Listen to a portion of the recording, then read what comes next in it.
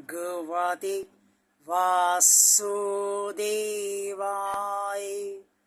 जय श्री हरि, जय श्री भगवान विष्णु जी, जय श्री भगवान कृष्ण जी। भगवान और आप चैनल के अत्यंत प्रिय श्रद्धालु भक्तों,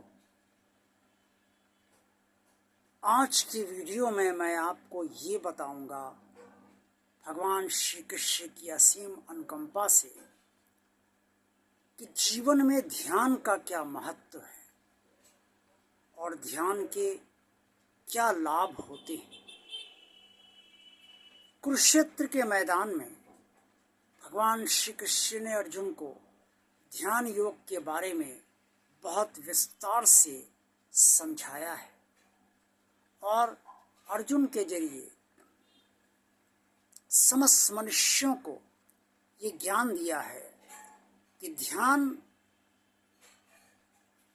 करने वाले को ना तो बहुत ज़्यादा खाना चाहिए, ना बहुत कम खाना चाहिए, न बहुत ज़्यादा सोना चाहिए, न बहुत कम सोना चाहिए, यानी कि सब कुछ सामान्य हो, असामान्य कुछ भी नहीं होना चाहिए।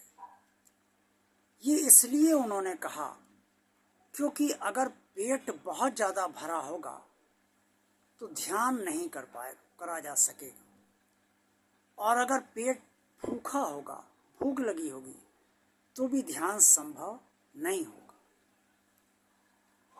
अगर नींद ठीक से नहीं आएगी, नींद पूरी नहीं होगी, तो भी ध्यान नहीं संभव हो सकता है, और अगर नींद बहुत ज़्यादा होगी तो भी ध्यान संभव नहीं हो पाएगा, क्योंकि ध्यान में ही नींद आने लगेगी। इसलिए सब कुछ सामान्य होना चाहिए, असामान्य कुछ भी नहीं होना चाहिए।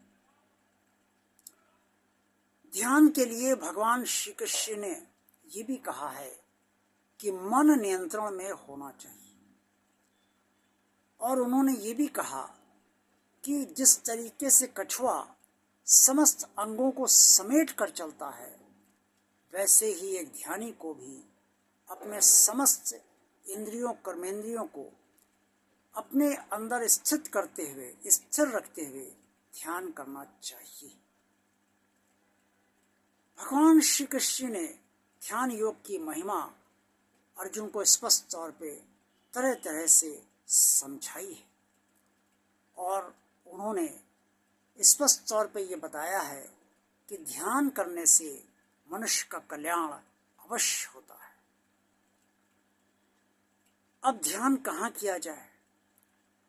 ध्यान या तो आप मंदिर में कर सकते हैं, या फिर आप पूजा स्थल आपने घर में जो बनाया है उसमें कर सकते हैं, या फिर आप किसी एकांत स्थान में ध्यान कर सकते हैं। जैसे नदी के किनारे आप ध्यान कर सकते हैं, कोई तालाब हो, नहर हो, उसके किनारे आप ध्यान कर सकते हैं। जहाँ एकांत हो वहाँ आप प्रभु का ध्यान कर सकते हैं। ध्यान के लिए माला की आवश्यकता है भी और नहीं भी है, जल रखना जरूरी है भी और नहीं भी है। जिस साधन से आपको ध्यान करने में आसानी हो उसको अवश्य रखना चाहिए। अगर आप समझते हैं कि जल नहीं रखेंगे ध्यान नहीं हो पाएगा तो जल अवश्य रखें। अगर आप समझते हैं कि हम माला नहीं लेंगे तो ध्यान नहीं हो पाएगा तो माला अवश्य लीजिए। लेकिन जहाँ भी ध्यान आप करें वो ध्यान स्वच्छ हो, आसन ना बहुत ऊंचा हो ना बहुत नीचा हो, और गर्दन आपकी बिल्कुल सीधी हो, आंखें आपकी सीधे नासिका के आगे भाग को, यानी कि नाक के आगे भाग को देखें, और अपने मन को एकाग्र करें, कहीं इधर उधर भटकने ना दें। जिन जिन विषयों की तरफ मन उस समय ध्यान में भागता है उन विषयों में की तरफ मन को जाने ही ना दें, और तरह से एकाग्र करें, मस्तिष्क को इस तरह से स्थिर भी कर लें जिससे कि ऐसा हो कि कुछ आपको सुनाई नहीं पड़ रहा है और कुछ आप देख नहीं रहे हैं। आंखें बंद करके या नासिका के अग्र भाग पर आंखों की दृष्टि टिकाए रखते हुए ध्यान करें। यदि ये संभव नहीं हो सकता है तो मंत्रोच्चार में अपने को लीन करें, ये भी एक ध्यान है। अगर ये भी संभव नहीं हो पा रहा है तो जिस भगवान के प्रति आप समर्पित हैं उसका नाम जप करें आंख बंद करके, ये भी ध्यान है। ध्यान से शरीर में शांति आती है, एक नई ऊर्जा शरीर के अंदर उत्पन्न होती है, स्फूर्ति मिलती है, जीवन के से संघर्ष करने की एक नई शक्ति मिलती है, परमात्मा का आशीर्वाद आपको प्राप्त होता है। और ध्यान करने से आपका तनाव घटता है। जो लोग डिप्रेशन के मरीज हैं उन्हें डिप्रेशन से मुक्ति मिलती है। ध्यान डिप्रेशन के मरीजों की एक रामबाण दवा है और उन्हें ध्यान अवश्य करना चाहिए। और जब चिंताएं मन में बहुत हों, संकट सामने हो, समस्याएं बहुत हों, तो भी ध्यान अवश्य करना चाहिए। ध्यान के लिए पेट साफ होना चाहिए और ध्यान के लिए भगवान से लगाव अति आवश्यक है। और अगर लगाव नहीं है तो ध्यान संपूर्ण नहीं हो पाएगा।